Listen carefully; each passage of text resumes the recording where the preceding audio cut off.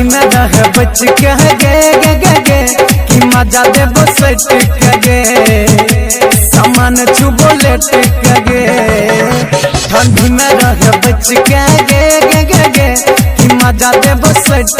के सामान छुबो लेट के जारा नहीं लगतो जवानी एक तो तोरा माइनस में प्लस जब सट दो गे ठंडी में रहे बच के गे कि मजा देबो सट के जवानी छुबो लेट के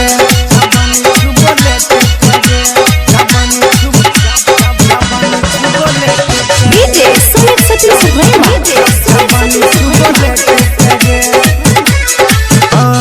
कमल रजाई सजारो न जेतो कसल छोटो हर बदन गे हमरा तू अपन सैया बनले याद जेतो बड़ी दूर गे कमल रजाई सजारो न जेतो कसल छोटो हर जवान गे हमरा तू अपन सैया बनले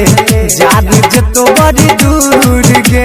याद जेतो बड़ी दूर गे बतले न मन और नए न कानी बस बोल भी तक किसले बसट के गे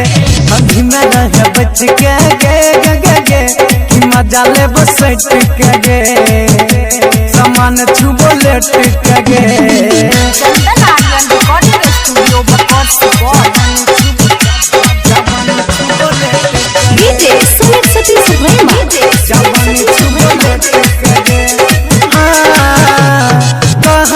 राइटर रसीला के छोरी छिबारा बेजोर गे छोरा सबके बड़ी ठंडी लगै छै रे बेतो जुलूम गे कहै छो गुड्डू हो जातो बड़ा छौजी गरम गे चंदन जय किशोर के मन बड़ी लागे होई देतो जुलूम गे